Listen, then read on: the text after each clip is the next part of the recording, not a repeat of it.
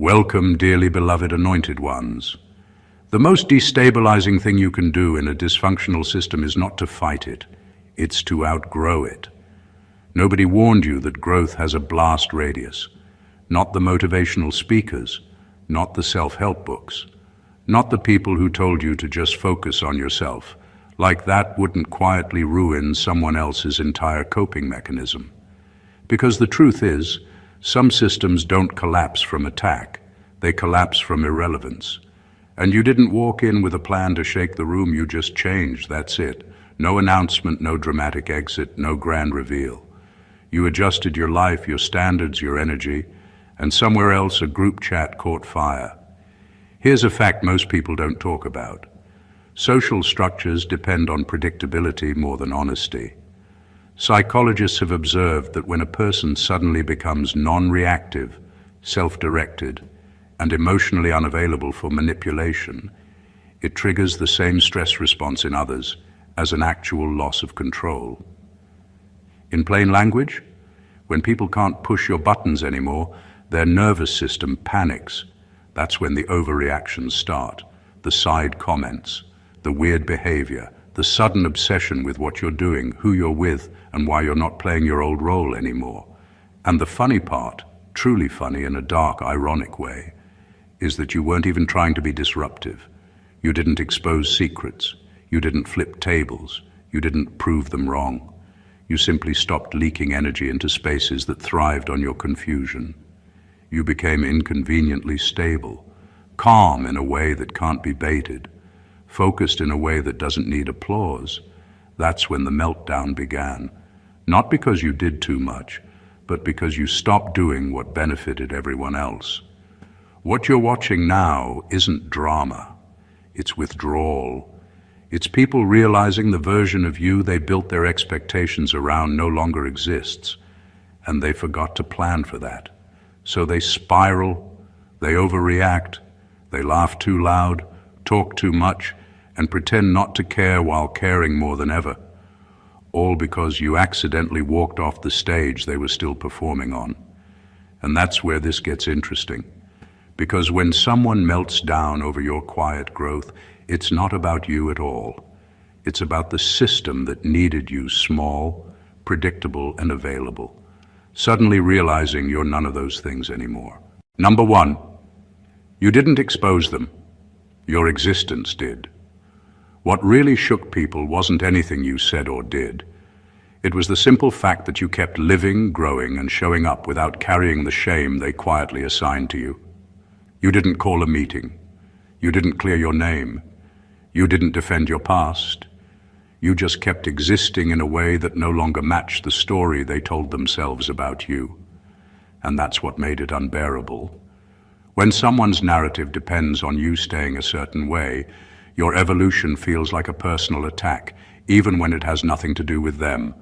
A lot of people think exposure happens through confrontation or truth bombs. It doesn't. Real exposure happens when your life becomes evidence, when you're still standing, still functioning, still becoming more grounded, more focused, more self-directed. Your stability quietly contradicts every excuse they used to justify how they treated you or what they believed about you. They can't argue with that. They can't discredit it without looking unreasonable. So instead, they unravel. What makes this especially uncomfortable for them is that you didn't demand accountability. You didn't ask for an apology. You didn't even ask to be understood. You moved on without dragging them into your next chapter, and that removed their chance to control the outcome. People can handle being challenged. What they struggle with is being rendered irrelevant to the story altogether. There's also something deeply unsettling about someone who refuses to perform their pain anymore. When you stop explaining yourself, stop oversharing, stop reliving what hurt you just to make others comfortable, it forces them to sit with their own role in things. That's when defensiveness kicks in. That's when you see emotional reactions that don't match the situation. The truth is, your existence became a mirror, not because you tried to reflect anything back at them, but because mirrors don't need intention to reveal what's there. They just show it. You didn't expose them by pointing fingers. You exposed them by becoming proof that the version of reality they relied on no longer holds up. And once that happens, the meltdown isn't about you at all. It's about the collapse of a lie they were never ready to let go of. Number 2. The meltdown started the moment they realized you weren't broken anymore. For a long time, people were comfortable with you being almost okay, trying, healing, figuring things out. That version of you made sense to them because it fit neatly into their expectations. You were allowed to grow, but only in small, manageable ways. As long as you still doubted yourself, second-guessed your decisions, or needed reassurance, everything felt familiar. You were still readable, still reachable, still explainable. The shift happened quietly. You didn't announce that you were healed. You didn't declare yourself whole. You just stopped moving like someone who needed fixing. Your reactions changed. Your decisions became cleaner. You no longer circled back to situations that drained you just to prove loyalty or keep the peace. And that's when people noticed something was different. Not louder, not colder. Just done. What unsettles people isn't confidence, it's completion.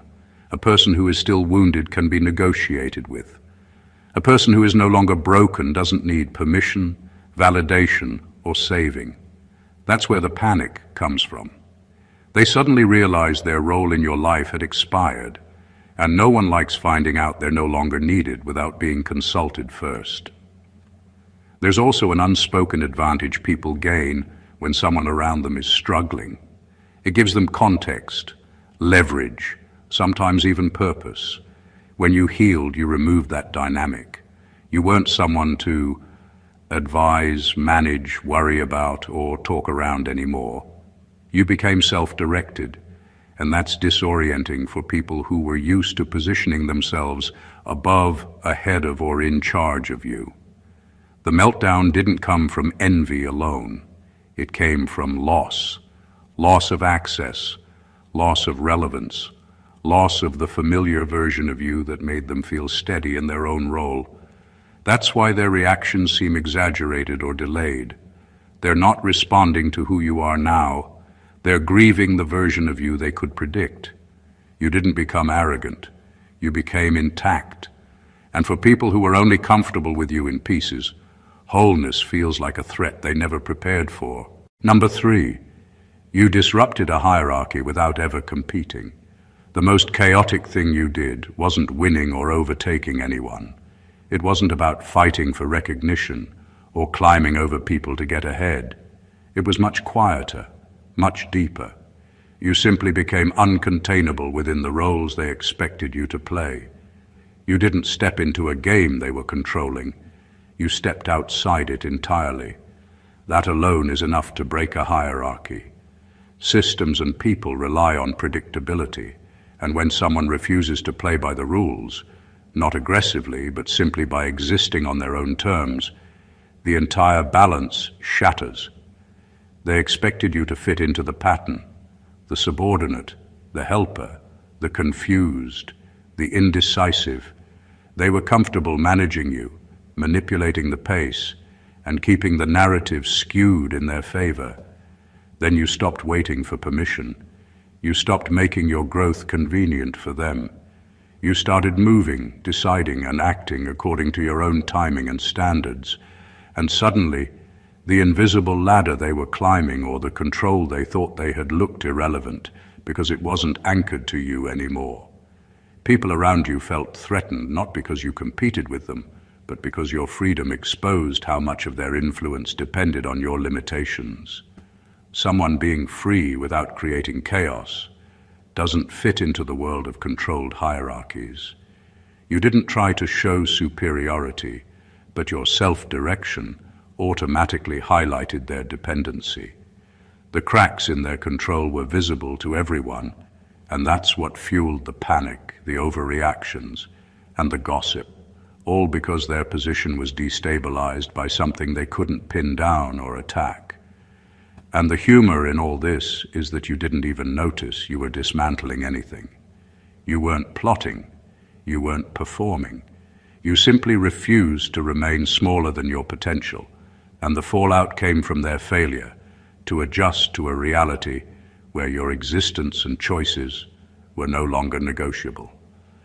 By simply living fully and independently, you redefined the rules without speaking a word. Number 4, they're panicking because they can't control the story anymore.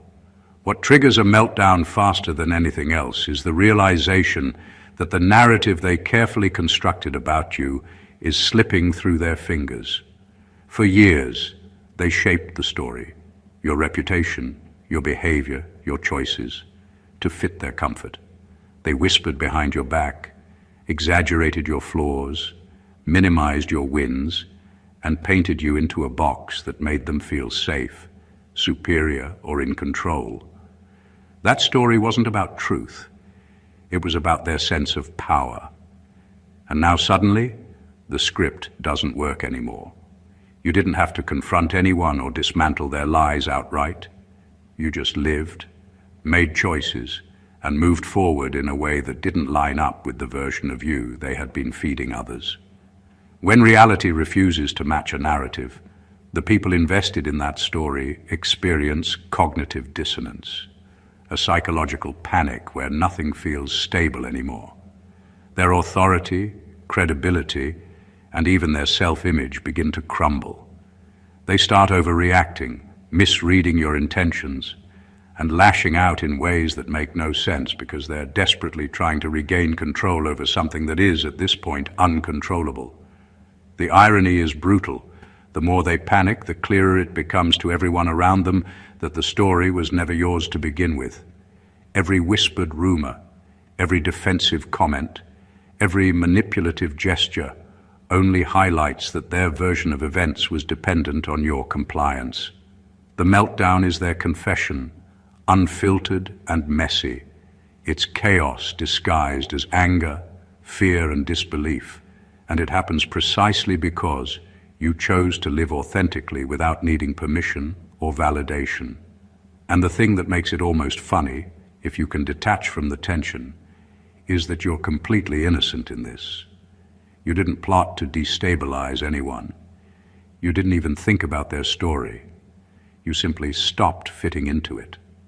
By refusing to participate in the illusions they relied on, you forced them to confront the uncomfortable truth. They have no power over your reality anymore, and that loss of control is the source of every frantic reaction, every awkward comment, and every meltdown that now seems utterly out of proportion. Number 5, your calm is being misread as arrogance, and that's the funny part. The moment you stopped reacting to chaos the way they expected, people started noticing something strange, your calmness. You weren't louder, sharper, or more aggressive. You were simply steady. Your energy didn't spike when others tried to provoke you. Your focus didn't waver when they threw drama your way. And that's when it got uncomfortable for them.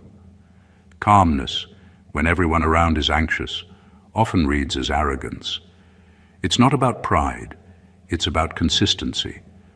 But people used to measuring their worth through comparison can't handle someone operating outside their emotional roller coaster.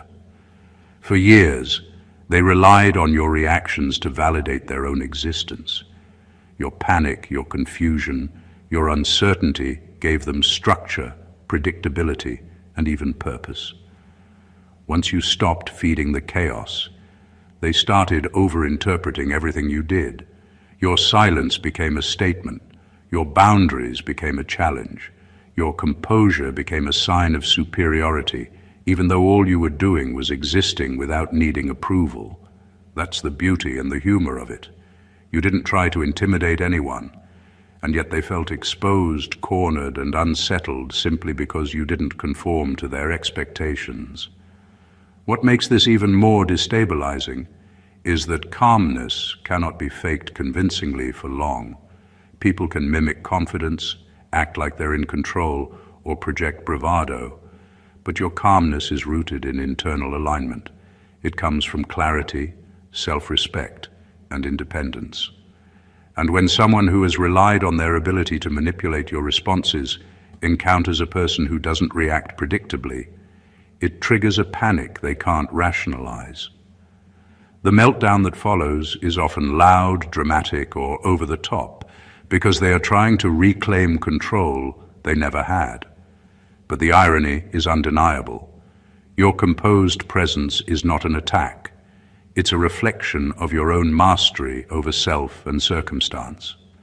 And while they struggle to interpret it correctly, you continue moving, steady and unbothered, proving that sometimes the strongest disruption comes not from confrontation or noise, but from being quietly unshakable in a world desperate to provoke a reaction. Number 6, you accidentally exposed who was only powerful by proximity. Some people only look important because they've latched onto someone else's energy, success, or struggle.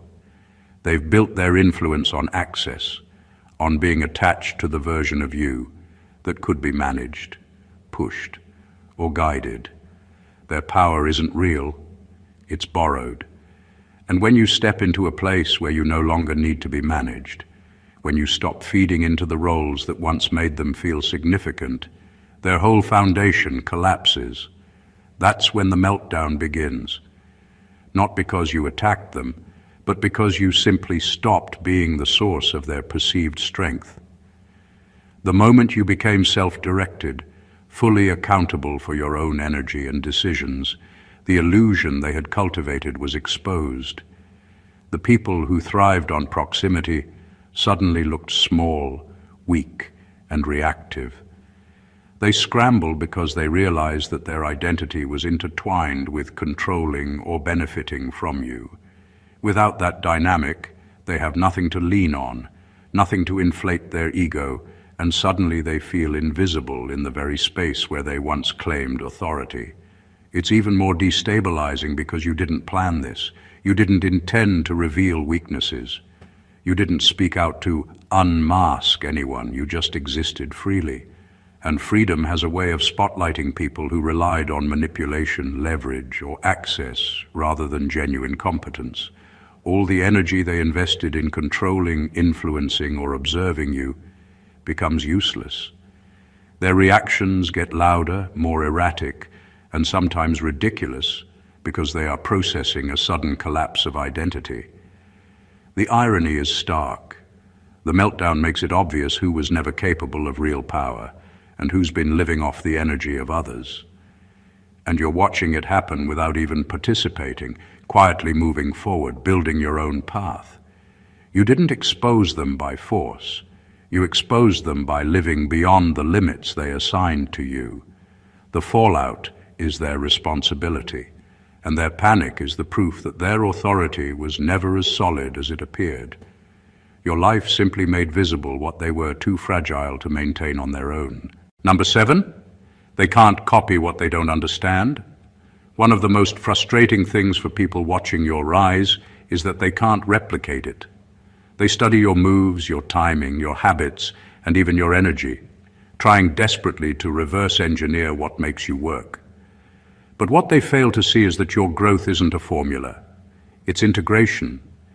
It's the sum of your experiences, your choices, your failures, and your unseen battles, all combined in a way that only you could produce.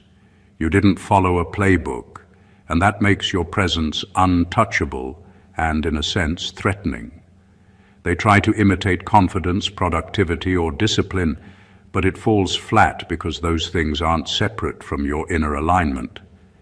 Your calm under pressure, your decisiveness, your refusal to bend to manipulation, these aren't techniques. They're reflections of a life lived deliberately, consciously, and authentically. The more they try to copy it, the more obvious it becomes that they're pretending. Every forced attempt to mimic you highlights the gap between their facade and your reality. That's where the panic sets in. They realize they're stuck in imitation while you're advancing effortlessly in authenticity. This inability to copy you destabilizes people in ways that make their reactions extreme.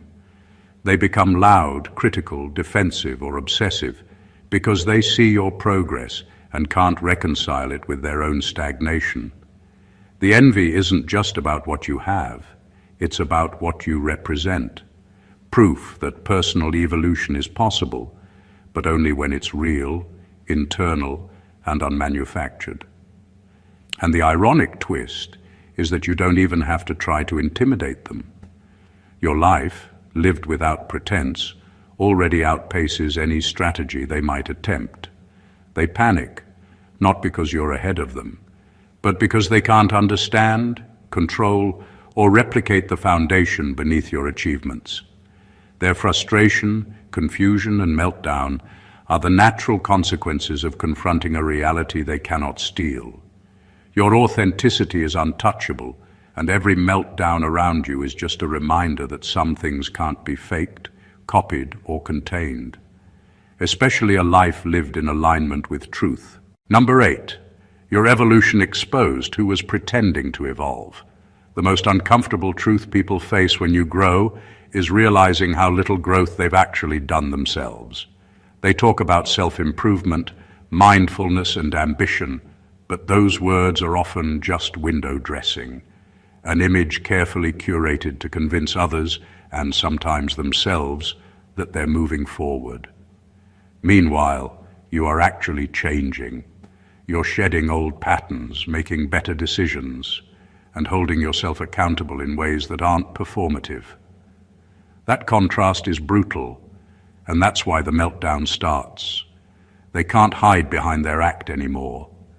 Your evolution is like a mirror they can't close.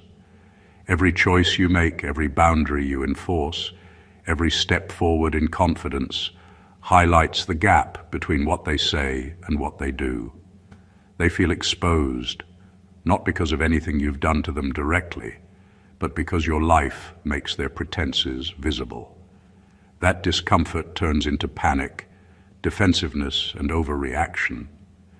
Suddenly, their casual arrogance or assumed superiority collapses under the weight of someone who is quietly, deliberately becoming more than they are. What's even more destabilizing is that you're not performing growth. You're not announcing your achievements, bragging about your clarity, or trying to make anyone look small.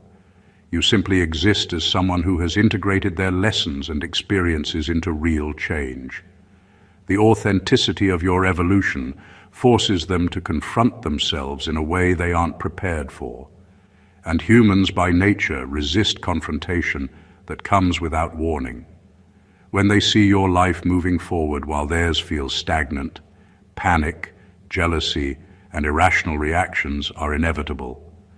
The meltdown isn't about competition, it's about truth. Your presence makes it clear who has been honest with themselves and who has been faking it. And the irony is, the more they try to explain you away, belittle your progress, or disrupt your peace, the more obvious it becomes that their growth was never real. Your evolution shines a light on false versions of themselves, and the chaos that follows is the natural result of being forced to face a truth they have long ignored. Some people talk about growth, but you live it. Number 9, the meltdown is proof they were watching you closer than you knew. One of the most revealing aspects of human behavior is how closely people monitor what they fear losing control over. Long before the meltdown, they were observing you in subtle ways, noticing your habits, your patterns, the timing of your decisions, even the way your energy shifted in certain spaces. They didn't admit it, and you likely had no clue, but their sense of security was tied to knowing you inside out, predicting your moves and managing the impact you could have on their environment. Their fixation was invisible, but it was real. When you changed, evolved, or stopped conforming to their expectations, it wasn't just inconvenient. It was a shock to their system. They had memorized a version of you that no longer existed. Every action you took that didn't fit their mental map caused panic, because they realized all that observation had been built on a false premise.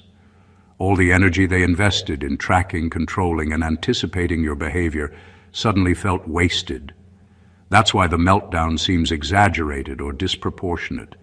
It isn't about the present moment, it's about the collapse of months or years of covert monitoring. The irony is unmistakable.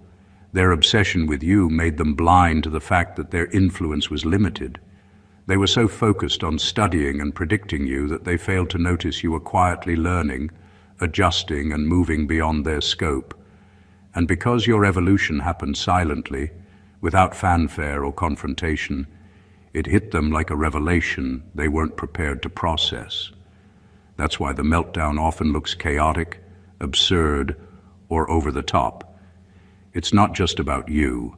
It's about their panic over losing the illusion of control. Every defensive comment, every awkward reaction, every attempt to reassert relevance is evidence of just how closely they were watching and how unnervingly dependent they had become on that surveillance. Your life, your calm, and your freedom forced them to face the uncomfortable truth. They were never in control. And that realization, when it finally hits, triggers a storm that can't be contained.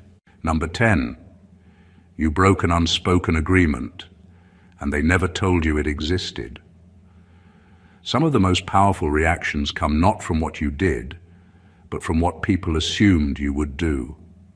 Somewhere along the line, an invisible contract was formed, not written, not spoken, but deeply understood by those around you. It dictated who you were allowed to be, what boundaries you could set, how far you could grow, and which parts of yourself could remain hidden. For years, they relied on this unspoken agreement to keep you within limits that suited them. They expected compliance, predictability, and availability. And then quietly, without fanfare, you broke it. You didn't announce a rebellion. You didn't confront anyone about their expectations. You simply started living on your own terms. You made choices that felt right for you, without seeking approval or reassurance. And in doing so, you shattered a framework they didn't even bother to communicate. The shock is intense because it feels like betrayal to someone who thought you were theirs to shape. The meltdown that follows isn't really about your actions. It's about their loss of control and the collapse of a narrative they assumed would never be challenged. What makes this so disorienting for them is the combination of invisibility and inevitability. They never saw it coming because the rules were never official, and yet their reactions are explosive because their sense of order depended entirely on those invisible boundaries. Every boundary you establish, every decision you make without their consent, feels like a direct affront, even though it's simply you living authentically. And the beauty, almost cruel in its simplicity, is that you didn't need to prove a point. You didn't need to create drama or make a spectacle. Your life, lived openly, exposed the truth. Unspoken agreements are only as powerful as the compliance they rely on. Once you refuse to comply, the entire structure collapses, and the meltdown becomes a theatrical display of desperation, confusion, and the harsh reality that their expectations never mattered to you and never will. Number 11. They're spiraling because your freedom made their excuses loud. One of the most unsettling experiences for people around you is witnessing your freedom in motion while they remain trapped in their own justifications. For years, they relied on a carefully constructed narrative to explain why they weren't progressing, why they weren't stepping up, or why they weren't taking risks. Your life, moving forward without hesitation or apology, exposes every one of those excuses for what they really are: fragile stories designed to protect their ego. That's when the spiral begins. Your freedom isn't flashy. It doesn't scream. You don't need to announce that you're living on your own terms. You simply stop bending to others' expectations, stop asking for permission, and stop over-explaining yourself. That silent independence is like a spotlight on people who've built their lives on delay, fear, or justification. Suddenly, their internal dialogue, the reasoning they've used to feel comfortable in their own stagnation, becomes impossible to ignore. Your presence forces a reckoning, and their reactions become louder, messier, and more erratic, because they are confronting the truth of their own inaction. It's fascinating and ironic, because your life isn't even about them. You aren't trying to shame anyone, expose anyone, or make anyone look bad. Yet your forward motion acts as a mirror. Every choice you make that reflects clarity, courage, and purpose is an unspoken commentary on what they've avoided. And humans, by nature, resist being confronted with inconvenient truths, especially when they didn't ask for the reflection. That resistance manifests as panic, defensiveness, overanalysis, or emotional outbursts. The meltdown is not evidence of your power over them. It's evidence of their dependency on false narratives. They can't replicate your authenticity, and they can't explain away the reality that your freedom exists independently of their approval. Every awkward comment, passive-aggressive move, or sudden concern is simply noise born out of desperation, the sound of their excuses crumbling under the weight of your unshakable presence. And the wild part is that you didn't do anything intentionally provocative. You just refused to live small, and in doing so, you exposed the truth they never wanted to face. Number 12, you didn't win. The game collapsed around you. The chaos you're witnessing isn't about victory in the traditional sense. You didn't have to beat anyone, outsmart anyone, or dominate a system to trigger the meltdown.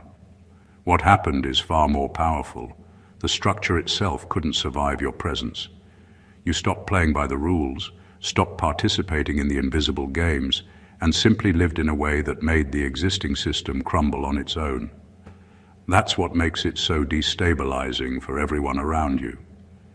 They thought the game controlled you, but in reality, your refusal to play the way they expected exposed the fragility of the entire setup. People get attached to patterns, hierarchies, and routines because it gives them a sense of control. When someone in the system stops moving predictably, it sends a ripple through everything. They panic. They overreact. They scramble for explanations because the foundation they relied on, which they assumed was unshakable, suddenly feels unstable. And here's the thing. You weren't even targeting the system. You weren't trying to take anyone down. You weren't winning a contest. You were just existing with integrity, focus, and independence. And that's enough to break things that were never built to handle truth. The meltdown is loud, messy, and over the top because people are forced to confront their own reliance on illusions. They realize that control, influence, and perceived power were all contingent on your compliance or predictability, and once that disappears, there's nothing holding it together. That's why their reactions seem exaggerated or irrational. They're not responding to a threat. They're responding to the collapse of a carefully maintained world. What's remarkable is that you can walk through it all without raising your voice, making a statement, or taking an aggressive stance. Your presence alone is enough to prove that the game never really mattered, except to those who depended on it to feel secure. And while they panic, scramble, and try to restore balance, you move forward quietly, untouched by the chaos, showing that true power doesn't come from winning a game. It comes from living authentically while the rest of the world struggles to adjust. Number 13, they're laughing nervously because denial is failing. When people start laughing in awkward, forced ways or cracking jokes that don't land, it's rarely about humor. It's about panic, dressed up as levity. They're trying to maintain control over a reality they can no longer deny. For a long time, denial was their safety net. They told themselves stories that justified their behavior, minimized your presence, or explained away your growth. But as your life began to operate outside the boundaries they set, that denial started to crumble. The nervous laughter is the sound of a defense mechanism failing, the audible evidence that the truth is hitting harder than they can handle. What's fascinating is how exposed it makes them. Every laugh, every overreaction, every awkward comment is a signal that the narrative they've been clinging to is collapsing. They thought they could manage you, interpret your moves, or contain your energy. Now they can't. Your calm, your freedom, your consistency, all of it contrasts starkly with the chaotic internal state they're trying to hide. The nervous humor is an unconscious attempt to reclaim composure, to convince themselves and anyone watching that they're still in control, even as everything inside them screams the opposite. The meltdown that follows isn't random. It's a precise reaction to the dissonance they feel between their perception and reality. They're confronting a truth they tried to ignore for too long. You are not what they assumed. You do not belong to the story they wrote. And their attempts to manipulate the outcome are failing.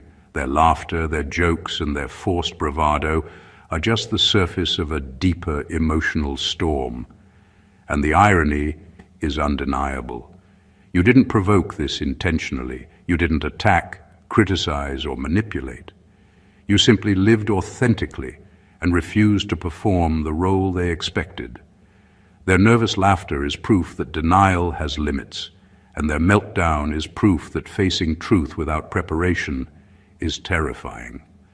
While they scramble to process it, you continue moving forward, untouched by the chaos, a living reminder that honesty, consistency, and self-alignment are far more disruptive than confrontation ever could be.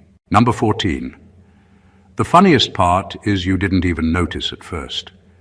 The most poetic aspect of all this chaos is that while everyone else was losing their minds over your actions, or rather your presence, you were completely unaware.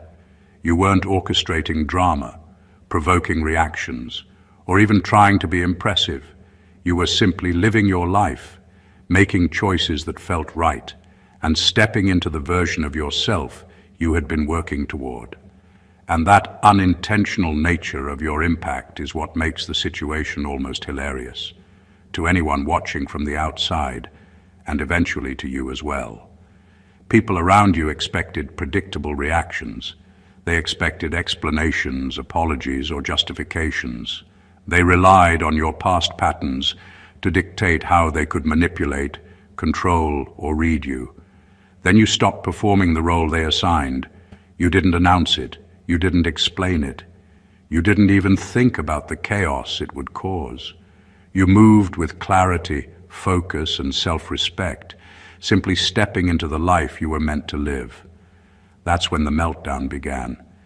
Every overreaction, awkward comment, and desperate attempt to regain control was fueled by a truth they couldn't process. You had moved on without consulting them. The irony is that your innocence in all this makes it even more destabilizing. People can handle confrontation, challenge, or even critique, but what they cannot handle is someone changing quietly, deliberately, and successfully without ever involving them. That's why the reactions seem extreme, unbalanced, and even absurd at times. The more you focus on yourself and your growth, the more obvious it becomes to others how dependent they were on your past limitations. And the humor in it cannot be overstated. While they are spiraling, you continue living, learning, and evolving, completely unaware that your very existence has triggered chaos. You didn't plan it, and you didn't try to cause it. You just became a version of yourself that no longer fits into their control. That unintentional brilliance is what makes the situation both disruptive and quietly hilarious. In the end, your life moved forward and theirs collapsed, all without you lifting a finger. Proof that sometimes the greatest impact is made simply by being fully, unapologetically yourself. The truth is, what you've just witnessed, the chaos, the panic, the overreactions, and the frantic attempts to regain control, isn't about you at all. It's about people confronting a reality they were never prepared to face, that you are no longer predictable, no longer confined, and no longer operating under the limitations they secretly relied on.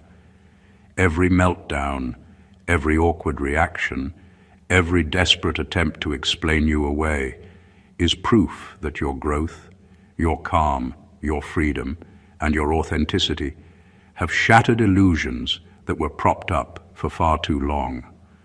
What makes it even more remarkable is that you didn't plan it, you didn't fight for it, and you didn't even notice the ripple effect at first. You simply chose yourself, your integrity, and your evolution, and that alone proved to be more destabilizing than any confrontation or argument could ever be. This isn't just about watching people unravel. It's about understanding the incredible power that comes from living intentionally and unapologetically. It's about realizing that you don't need to prove yourself to anyone, manipulate anyone, or force anyone to recognize your worth. When you live fully in alignment with your truth, your life speaks louder than any words, exposes what was always hidden, and triggers transformations, or panics, without you lifting a finger. The meltdowns around you are simply echoes of the change you've embodied, the collapse of false narratives, the exposure of pretense, and the unveiling of reality that they weren't ready to accept.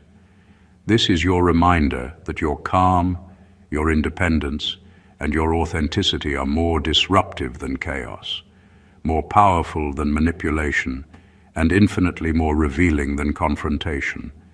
You don't need to fight anyone to change the dynamic. You only need to step fully into yourself. And as the dust settles, the ones panicking will realize, too late, that their reactions were never about you. They were about what they could no longer control. And your life is the living proof of what happens when someone refuses to play by their rules. If this video resonated with you, make sure to subscribe to the channel for more insights that uncover truth and awaken awareness. Don't forget to like, comment, and share this with someone who needs to hear it, because understanding these dynamics can change everything in how you navigate your own power and presence. Your growth doesn't just impact you. It changes the energy around you in ways most people aren't ready to handle.